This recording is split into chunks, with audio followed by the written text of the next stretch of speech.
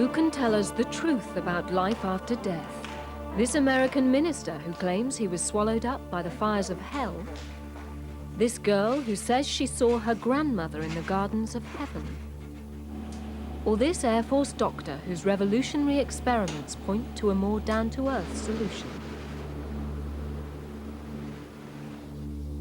Mysteries from the files of Arthur C. Clarke, author of 2001 and inventor of the communications satellite. Now in retreat in Sri Lanka, he ponders the riddles of this and other worlds.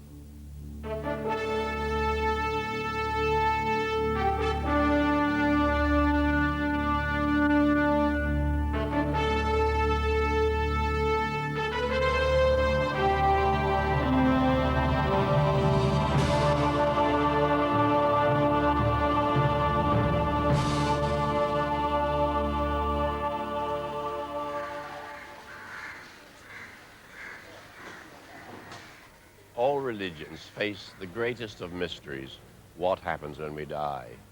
The Buddhists believe we may be reincarnated in this world. Other faiths believe the soul discards the body and enters a spiritual realm. However, a growing number of people claim they have already glimpsed an afterlife. When they were revived, after having been pronounced dead by doctors, they speak of floating peacefully down a dark tunnel towards a shining light. Sometimes they meet dead friends and members of their family.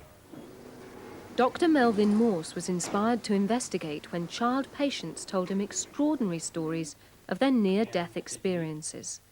Many of them were too young to describe what they had seen, so Morse encouraged them to explain in pictures.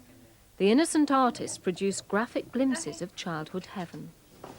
Here's some drawings that children have drawn for me of their near-death experiences. This is a 6-year-old boy who nearly died during a routine tonsillectomy, had 3 cardiac arrests. And here we see a long tunnel then leading to a rainbow bridge. See the long, dark tunnel, and then this very spectacular rainbow bridge to a place he thought was heaven.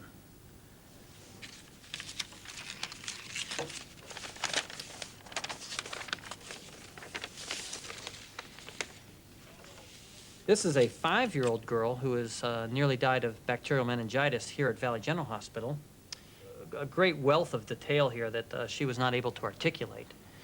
And then we see her floating out of her body, so out of her body. Here's Jesus wearing a little red hat, who she said was very nice. There's 3 angels. And then this rainbow, she said, is a light who told her who she was and where she was to go. She also said this was a door where the dead people were. And this door here, she said, was where grandpas and grandmas and babies who were waiting to be born. Now, this is another patient of mine, Jessie Lott. And she nearly died of fulminant liver failure from mononucleosis. She had to have a needle stuck into her heart to resuscitate her. So that's near death by anyone's criteria. Jessie bounds back to health, but vividly remembers her brush with death. Well, I was just sick, and then all of a sudden, there was white lights or white cloud type thingies around me, and I saw my grandma, and she was just sitting there in this wooden chair, and she was smiling, and she didn't say anything, but she looked, happy. And here's her grandmother sitting on a brown chair. Her grandmother had already died, and then we see her grandmother surrounded by this white light.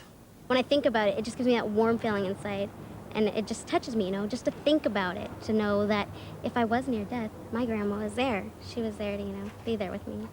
Now, this is a patient of mine named Crystal Merslock, and she was 7 years old when she nearly drowned in a community swimming pool. And she said that she floated out of her body and went down a long tunnel. And here we see the ground, which interestingly enough, she draws blue as, the sky. And then she said a hole opened up in heaven and she could see down to her brother. And she loves him very much, so she indicates that with a red heart. And as this hole opened up in heaven, in which she could see her brother, was a big factor in her deciding to return to her body. Crystal is now grown up, She was the first of Dr. Morse's patients to describe an afterlife. He asked me what it was like, to be in a coma, and I said, oh, it was fun. Heaven was fun. I was asked by Elizabeth, my guardian angel, whether I wanted to stay or come back. And I said, no, why would I ever want to leave this place? It's so beautiful. There's so much love here. And she said, okay. And I thought about it for a second, and I thought, no, I want to go back. I thought, I wouldn't ever be able to hug my mom again, or anybody I really loved.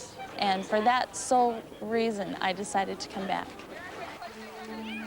Within the covers of a family photograph album lay a forgotten picture which dramatically backed up Crystal's story. We came to a page, and I came to realize that my great-grandma Dora was the grandma that I saw up in heaven, and I pointed to her and said, that's her. That's who I saw up in heaven, and that's my grandma Dora. And they were very surprised because she died before I had been born. Near-death experiences tell us everything about death. The fact that when we die, our body just doesn't stop. As I used to think before I started near-death experiences, we just sort of check out into the darkness. That clearly is not the case. We will all have a near-death experience when we die. In fact, they're the dying experience. The impact of standing on the brink of death has left its mark on the members of this Seattle support group. The annual near-death picnic provides a chance to compare notes. Bill Vandenbush was hit by shrapnel in a Vietnam airstrike. And as I moved in the tunnel, I suddenly came into this bright white light. And once I entered the light, it was the most beautiful thing I had ever experienced. It was just wonderful. I was able to have knowledge of everything, why we're here, why we exist. It's by far the most incredible experience of my life. Doris Jackson nearly died of dysentery in India. It changed her life. I was walking up this path and I saw this light and I realized that there was a presence there, and this presence was warm and it was all loving, all forgiving, and to walk into that presence is it's indescribable. No feelings that we have here can match that feeling. For Paul Carr, life's priorities are clear. The most important thing, I think, in life is knowing that this isn't it. That if anything, this is the illusion, and that the reality is something larger. Right. Georgina Boyson used to suffer from depression, but now has hope. Okay. I should probably say that before the experience, I considered myself an agnostic. And since the experience, I would say that there's something out there. Kind of whatever it is, but there is something out there.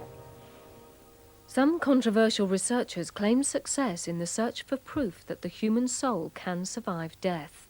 In 1907, Dr. Duncan McDougall of Boston weighed patients as they died. When one lost an ounce and a half, McDougall argued the weight loss was caused by the soul's departure. French psychical researcher Dr. Henri Baraduc found his guinea pigs closer to home. As his son André died of consumption, Baraduc tried to photograph his departing spirit. 6 months later, his wife sighed 3 times as she breathed her last. Baraduc claimed he'd captured his loved one's souls on film. The idea that we all have a soul independent of the body is reinforced by another quite common but uncanny type of experience. Survivors of accidents or people recovering from operations report having had a bird's eye view of themselves during this crisis. Some even claim to have seen things that they couldn't possibly have known about otherwise.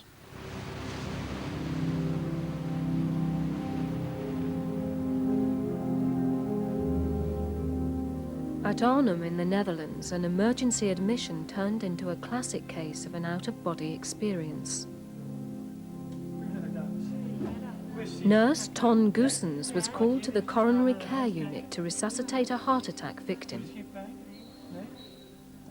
A short while later, just a week or so, the patient came back on our CCU unit, and he had recovered very well. And when he saw me for the first time entering his room, he was very astonished, and he said, "You got my teeth, you know where my false teeth are." And I was very astonished. I didn't believe what he said, because the time I had seen this man, he was unconscious, but he saw himself laying in bed out of a corner in the small room where the resuscitation was being done. And he saw himself above in that room, in that small corner. He saw everything what happened. He saw us doing the heart massage. He saw us giving infusions. And he saw actually me removing his false teeth and put them on the shelf of just a crash car. And it was so remarkable because this man couldn't see at all. He was clinically dead at that moment. Such astonishing stories have persuaded mainstream doctors to take near-death experiences seriously. Dr. Van Lommel is one of Holland's top cardiologists. He interviewed heart attack survivors and found 1 in 10 had floated out of their body. Van Lommel has designed an experiment to verify stories of bird's-eye views from the ceiling. It's set in a resuscitation room. When the people get their cardiac arrest, then the heartbeat stops, the pulse stops, the blood pressure. There's no blood pressure anymore, there's no breathing, and we start our resuscitation. That means heart massage, that means electrical shocks, that means drugs. And when we look to the monitor, you see what happens to the heartbeat. It goes on, and you get a flat line on the ECG, and this is the moment the people get unconscious. They are clinical dead, and that's the moment they can have their out-of-the-body experience, that they float around somewhere out of the body, above, near the ceiling, and they can see how people are doing the resuscitation on their own body, and they can recognize everything. And in our research, we put a sign somewhere up on a lamp that they can see a sign during the resuscitation, during the period of clinical death. The message was designed and hidden by an independent researcher. So far, no patient has found it, but Van Lommel believes it's just a matter of time. I think it will be clear that sometime we will meet somebody who saw that sign.